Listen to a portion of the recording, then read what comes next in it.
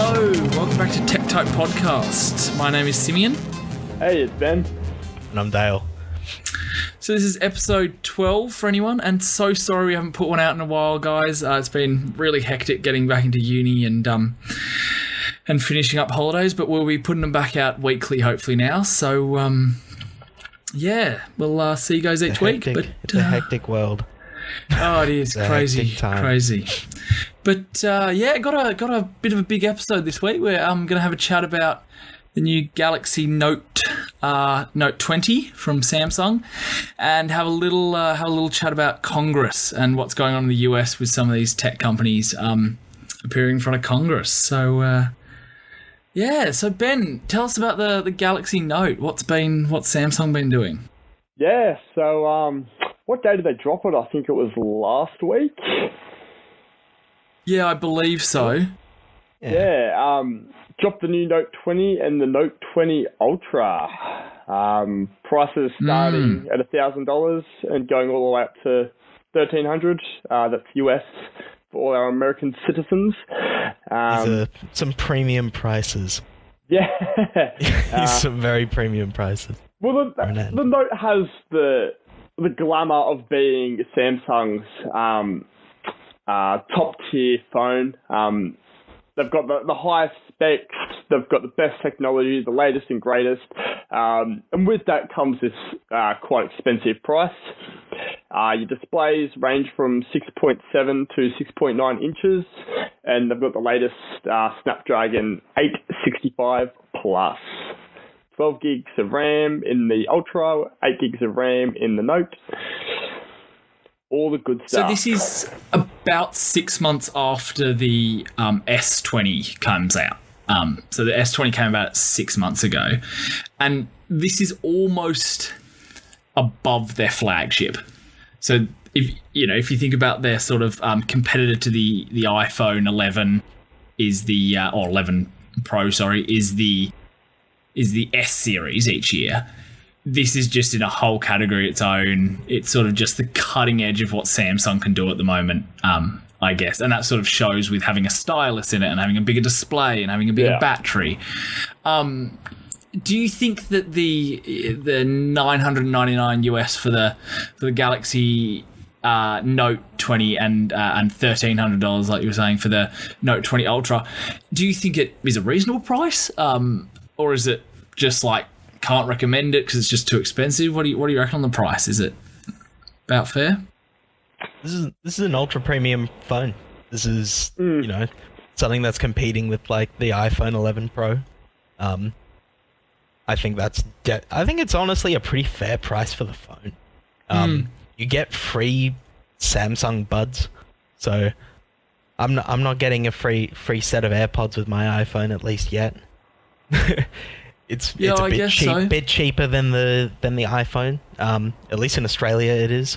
You can get I think it's unless you decide to get 5G, which I wouldn't advise doing if you're in Australia, considering it hasn't rolled out yet. But if you choose not to, the most expensive, so the Ultra, I think it comes to around 1,800 Australian.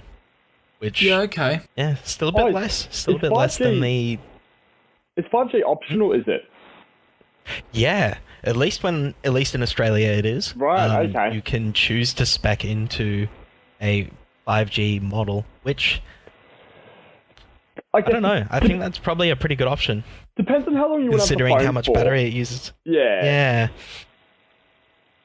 It does end up being about $200 more. Wow, to get 5G. okay.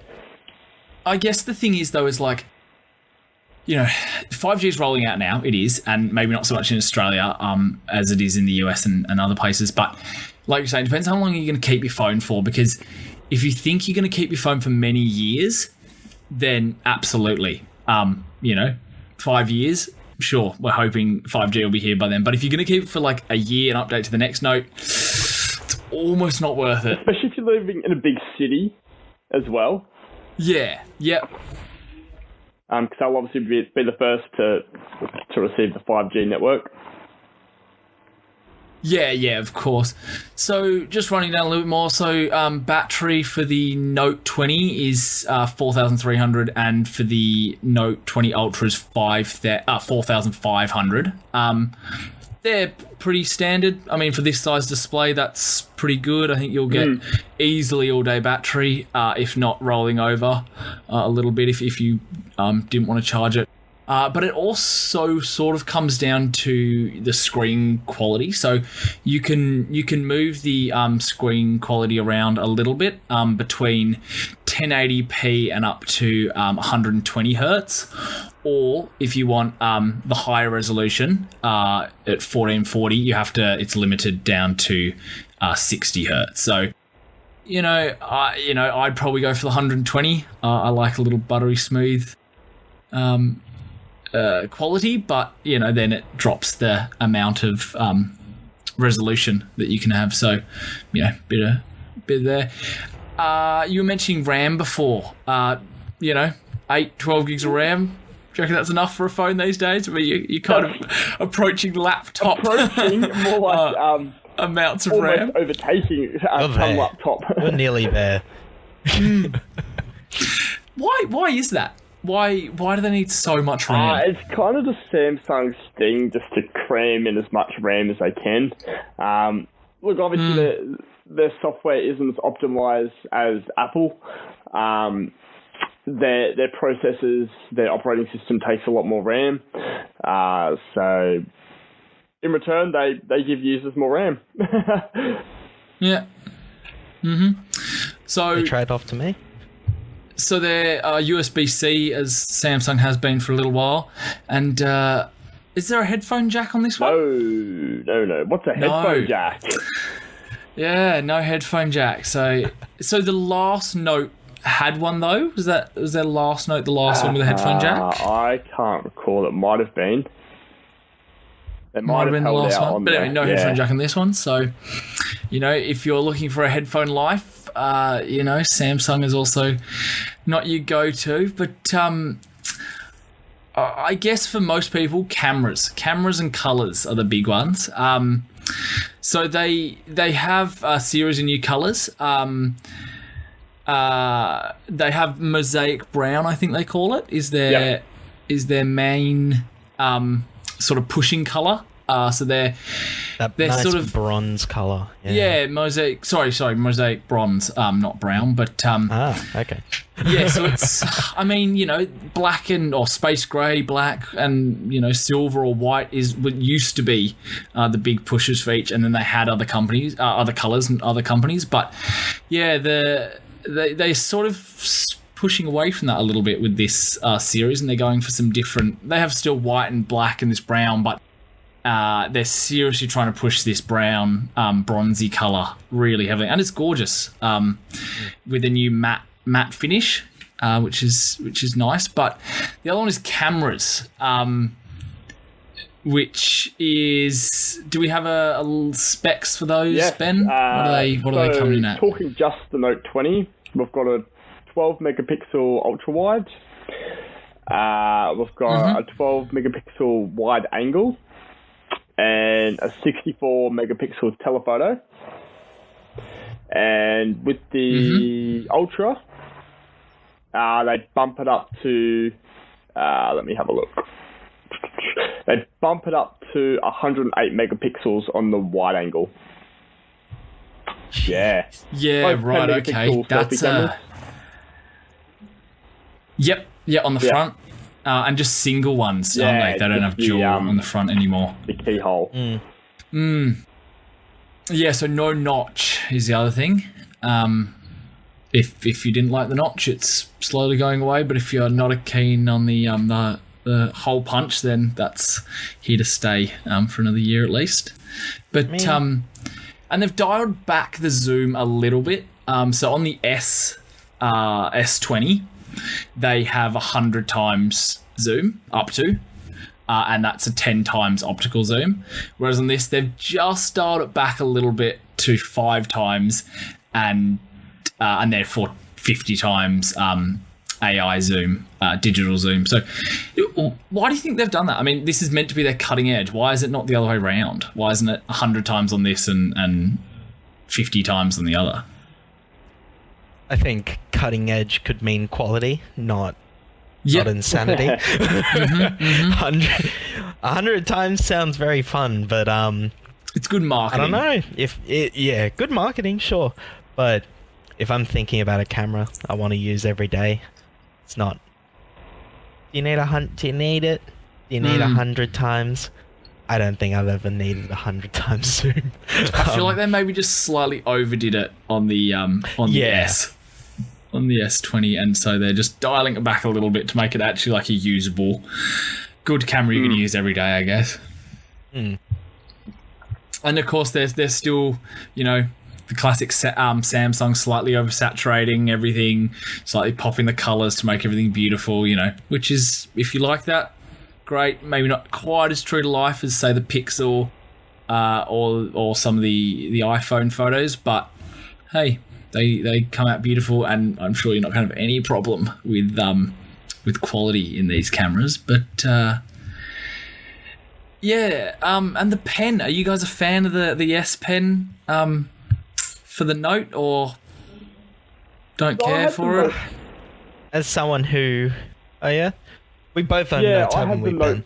At one point or another. Yeah. Yeah. How did you find the pen? Look, at the time, it was good. It probably just verged on a gimmick for me. I did use it. It was good for taking, especially when you're on a phone call, and being able to just jot down some quick points was quite handy. Outside of that, it was still in the gimmicky phase. Where now some of the stuff I'm trying to... they've brought in where you can write stuff down and it'll automatically generate it into proper computer text, I think is really good. They've brought down the latency a ton, which should help a lot. So it's down to 0.9 now, isn't it? From 45, I think. So it's now the same latency as the Apple Pencil. So if anyone's using Apple Pencil and are like, oh, that was really good, or that was really bad, then that's sort of the quality.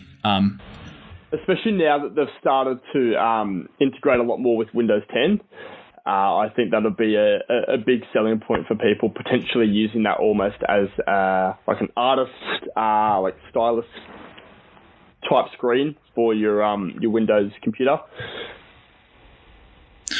So what do you mean integrate? What does that mean? What's the connection between the Samsung and the so Windows now? With Microsoft, obviously, with Windows 10. I know you can definitely do calls and text. I'm pretty sure you can do stuff like viewing photos, changing songs, listening to music. So they've gotten here social media, connected with friends, ordering dinner, all that good stuff. So sort of similar to what Apple has done with their sort of ecosystem. It's quite as tight, obviously because they're two different manufacturers compared to Apple's single ecosystem. But it's a step in the right direction. I think Windows has been looking for a partner since the demise of the Windows Phone. And it looks like Samsung is going to step in and fill that gap. Rest in peace. Yeah. Do you think the Windows Phone is dead? Look, is that official or not official? Do you think this is what it's showing? When or Windows was starting to roll out some of those tablets that were very much the size of phones, I thought they might be on the track to revive their Windows Phone lineup. With this latest announcement, I'd say if it's not the final nail in the coffin, I wouldn't be holding out for anything anytime soon. I'd say that the Windows Phone is that's a door closed for quite some time. Still got my fingers crossed they'll come back to it one day, but yeah, don't hold your breath. You reckon you'd buy a good Windows phone if they came out with one? Just for that Windows integration. phone had a lot of potential. It had a lot of potential. They had some great ideas with the live tiles and that sort of interface. It just wasn't quite there. It just wasn't quite there with the hardware. And, there were just these little gimmicks with the software, and it didn't have the applications it needed. It was so close. It was honestly so close. Yeah, I wonder if maybe this new Samsung partnership will solve some of the problems. Or achieve some of those things that the Windows Phone and Windows were hoping to do together. But it looks, like every year with the Note, it looks like an absolute beast of a phone. It's just continued little incremental updates. They still have the rollover screen, which people are finding, the classic, feel like they're touching the edge and then they have some accidental presses on the side, which, I don't know, I think Samsung has sort of jumped on that, or jumped on it first and went, yeah, we're doing this, and is sort of sticking by a little bit. I mean, I think it looks fantastic. I think it looks aesthetically beautiful, brilliant. Yeah. But maybe some engineering sort of problems there, sort of form over function a little bit. But so it's available now if anyone wants to get it, and we'll have to see what they do with the next Note, sort of getting closer and closer to that portless slab of glass. The ultimate dream. It's still charging with USB-C at the moment. Yeah.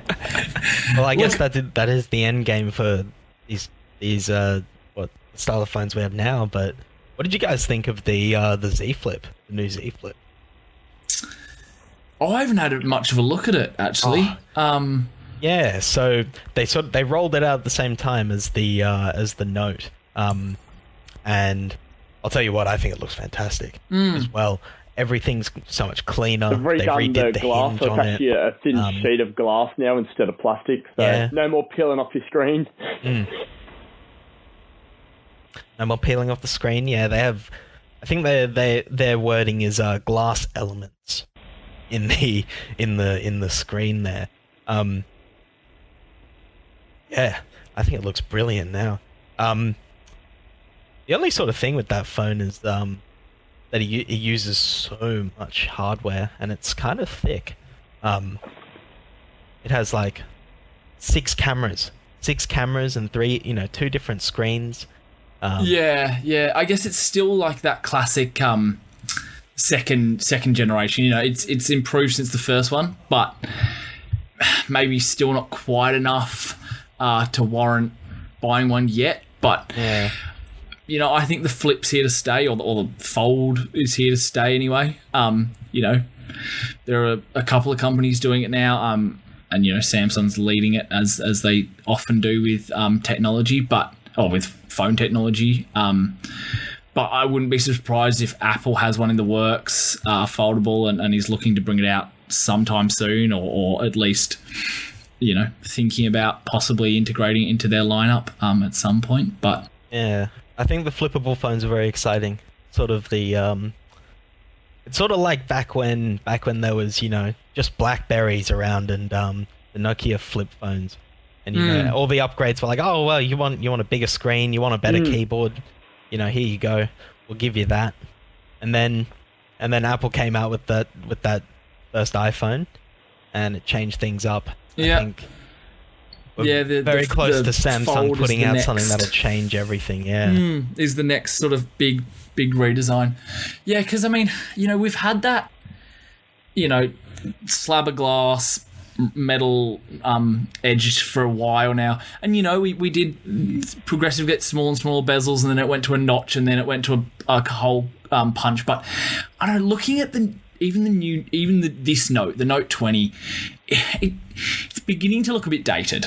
Like, it looks gorgeous, don't get me wrong, but when they released the iPhone 10 with the notch, it was like, whoa. And then when they, Samsung released the first with the hole punch, it was like, whoa.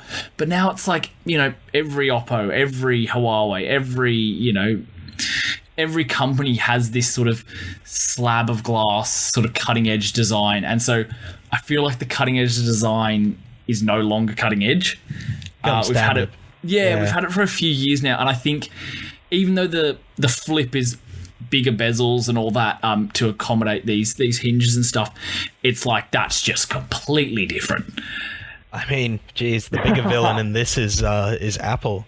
They still have that enormous notch. They're not do even close have, to getting rid of that. They do have a bit of a notch, which is a bit of a problem. But you can make an argument for the Face ID needing to be there, but yeah, and they still have quite big. thick bezels. Apple, they're thin, but they're not as thin as this new Note. It's, I'd say non-existent, right? Yeah, like the screen bends over, it melts over the side. There's not even the sort of waterfall effect as they call it. Just a thin line at the top and the bottom. Yeah, I can barely see anything. But anyway, speaking of Apple, they've been down in the US. They've been in Congress for a little bit over Zoom. But what's been going on there? Why are those big tech companies being dragged into Congress? Apple's been naughty. They've been aggressively taking over smaller companies. Well, what? That was the point of bringing all those tech companies to court. There are laws in place around the world preventing monopolies from happening. And what you can sort of see in the tech industry is there's no other way to really put it except these companies are acting like monopolies, and they're moving in ways to create monopolies for themselves. Specifically, I think the bigger culprit is Facebook. Yeah, so basically they're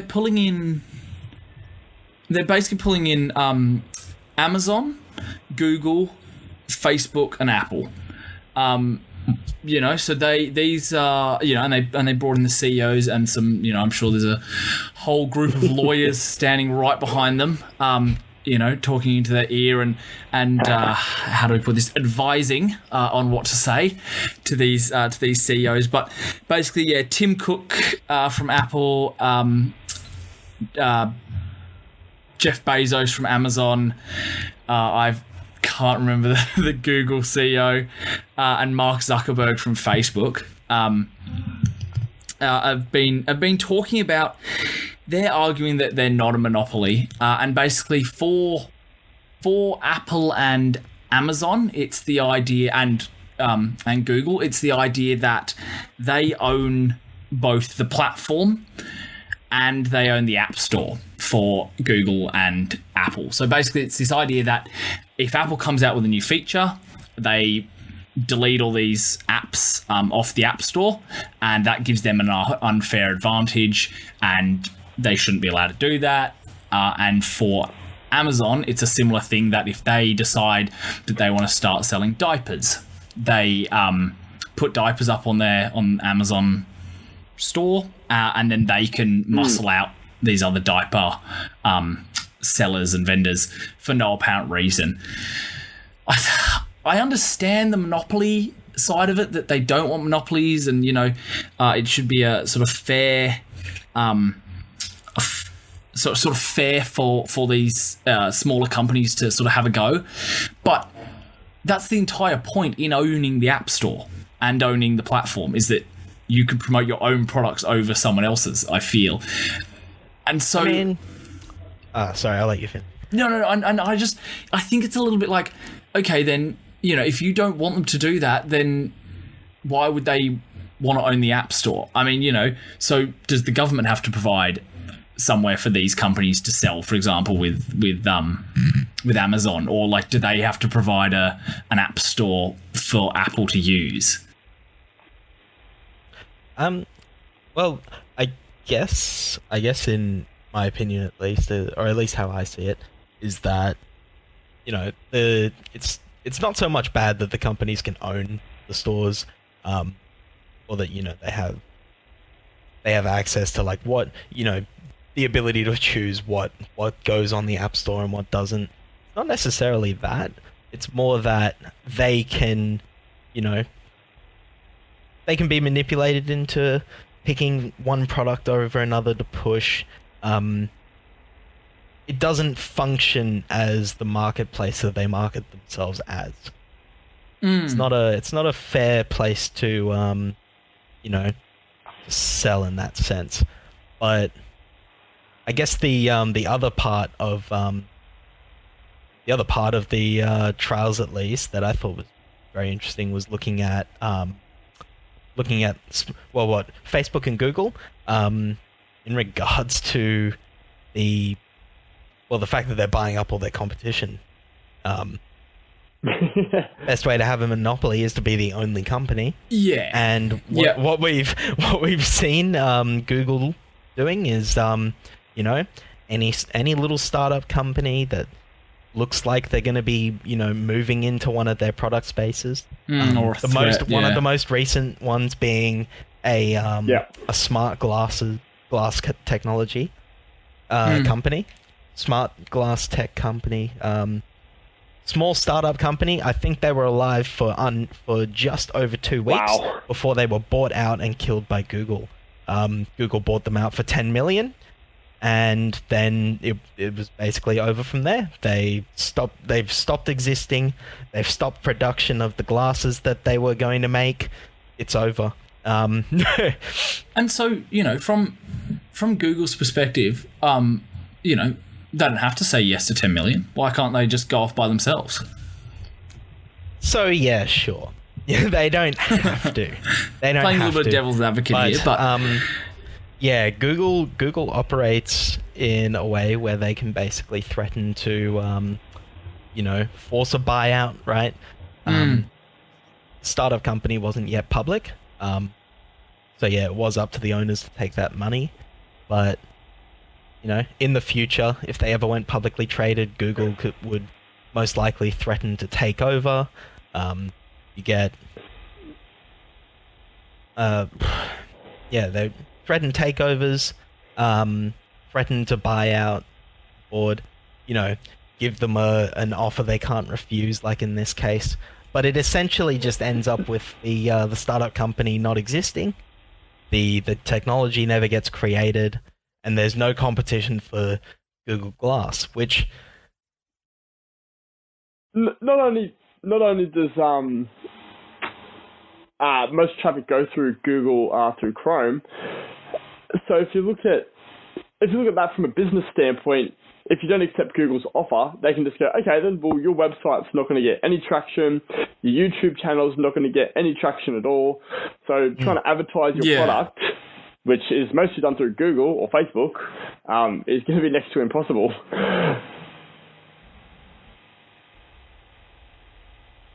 Yeah, so they sort of had some statements from, this is on Amazon, but it's, they applied to Google as well, and I'm sure all of them, and that's why they're there. But they sort of are saying that for some people use words like animalistic kind of takeovers, and quite aggressive emails were sent to people, that were competing with Amazon.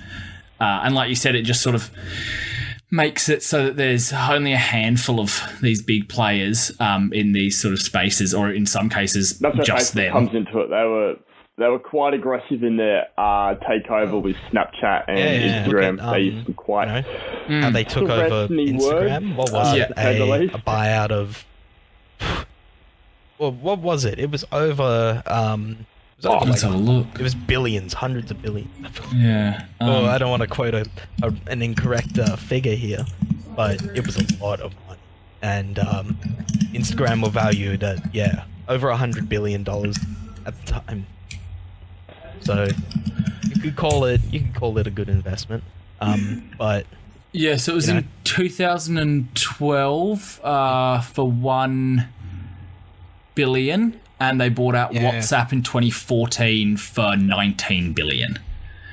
So it's a lot of money, and like you were saying before, it's they give them offers that they can't refuse.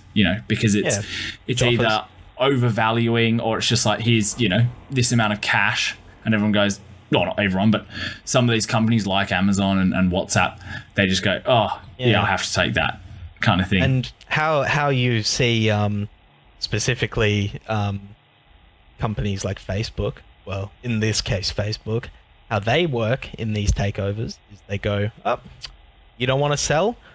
We'll just take your product. We will just take your product. And that's exactly what they did with Snapchat. If you remember the release of, the same idea. If you remember when Instagram started doing stories, and Facebook stories, and Messenger stories, and so on, WhatsApp. Yeah, this just statuses. after Snapchat did it. Right after Snapchat. Well, that was Snapchat's basically selling, that was their big thing. That was their big feature. And Facebook snatched that away. And it very aggressive. You could say that it's killed Snapchat's growth massively. Yeah. So do you reckon something like this could happen in Australia, Ben? Or is this a US only thing, or? Well, I think this affects pretty much every Western country, at least. These companies have so much influence. I know Australia's, on numerous occasions, has threatened Facebook and Google with some lawsuits and some allegations. So, being American companies, it does get a little bit complicated, but I know that EU's taken quite a strong stance on their data protection for their citizens, so I wouldn't rule it out. Yeah. So why? Sorry. What stops like these companies just leaving the US? Just saying, yeah, we're moving our headquarters to the Middle East, or we're moving our headquarters to X, Y, Z. I think America's still the technology hub of the world. There is a lot of good talent in America. They still have a lot of ties to other American companies. If you saw a situation like that where they're threatening to move out of the country, that's most likely when you'd see Donald go, "Hey, I'm not going to let you operate in America."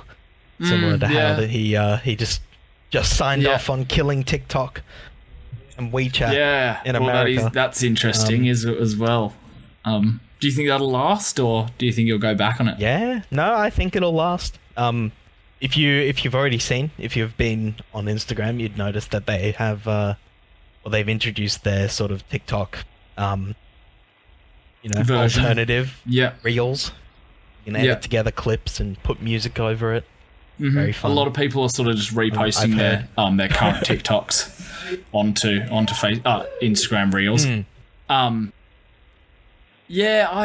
don't know. I think that I understand where Congress is coming from, and I understand they're getting so big, and it would be very scary for the government, for these sort of companies to have this much power. But the questions they're asking and the laws that they're sort of trying to pull them in line with, or are looking at, were kind of created a long time ago with very different companies. Some of these laws came in when the tobacco industry was being pulled in front of Congress, and it was very similar. The big players in the tobacco industry were taken to Congress and were questioned of how big they were and their supply chains and their monopoly, essentially, over these small companies. And it is similar, but it's also so different. It's so different, this, what they're providing and how they're going about it, and these tech companies compared to these other ones. So do you think the laws need to change as well as these companies changing, or? Definitely. A big problem you'll see with government is that laws are reactive. They're not normally very, they're not usually forward thinking.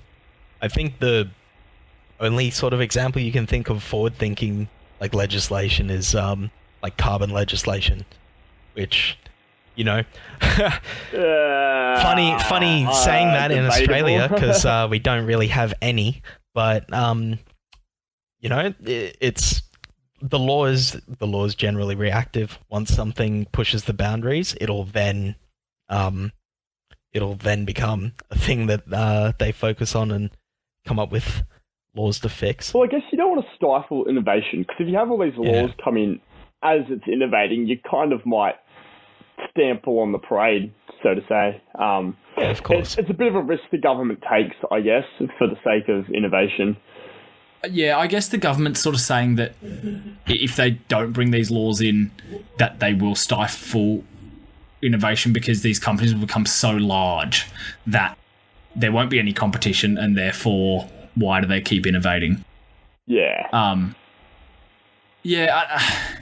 Again, I think that there is a problem, and they are very large, and they are very scary, big companies with a lot of power, but they're also kind of in competition with each other, which it doesn't always let small companies, get up and get a market share. But I think that there's a little bit of an idea that these, you go, oh, Google's a monopoly, and you go, well, aren't they competing with Apple in the exact same industry? And you go, oh, Amazon's AWS servers are a monopoly, and you go, oh, but hang on, aren't Google doing server stuff, and isn't Apple doing some server stuff?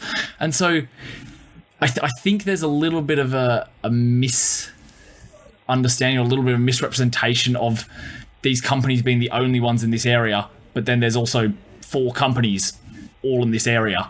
It's sort of a different environment now, right? Like, if you look at tobacco companies, it's very easy to just look at them and go, oh, this is a monopoly. There is a single tobacco company. That's a done deal right there. But technology companies, right? They're innovators, and it's not necessarily that they're dominating a single industry. So it's not like Amazon's singularly dominating the web server industry, right? There is competition for that. They're just best. They're just the best at it. It's more that they are intentionally stopping other companies from gaining any market share in other things. Absolutely. The aggressive takeovers of competitor companies. That's what's worrying. I guess it's also so different from the tobacco companies, though, because the tobacco companies are physical health that they're damaging. And again, maybe you could argue that some things that are happening on Facebook at the moment, affecting serious people's mental health and things like this. But it's just such a different time from when the tobacco companies were in this similar situation. So I don't know. I think the laws of and I guess this is what they're doing, is they're finding all this research, or doing all this research to try and work out what the correct laws to put in place are. But I don't know if they should be pulling these companies apart like they're sort of discussing at the moment. That could have some serious impact. There's a long road ahead. That's for sure. I think that the companies, I think that specifically Google, Facebook, and Amazon, you might say that they've grown a bit out of control. And very quickly. Yeah, but very quickly. Maybe it'll be the best move to just restrict them from, expanding into other companies. Maybe. Yeah, possibly. Maybe they will have to get pulled apart to create some new sort things, of I guess. some sort of competition. But you know what? I think there might. I was about to say there's smarter people working on it, but there are some pretty. I do find it interesting that there are some dumb people out there. Congress is sort of like sort of ripping into these tech companies a bit, and maybe they need it. And then you kind of turn around and you go, your country's in a very interesting state at the moment as a whole. You don't let these companies jump to China, because then you'll have no control over them and it will become even scarier.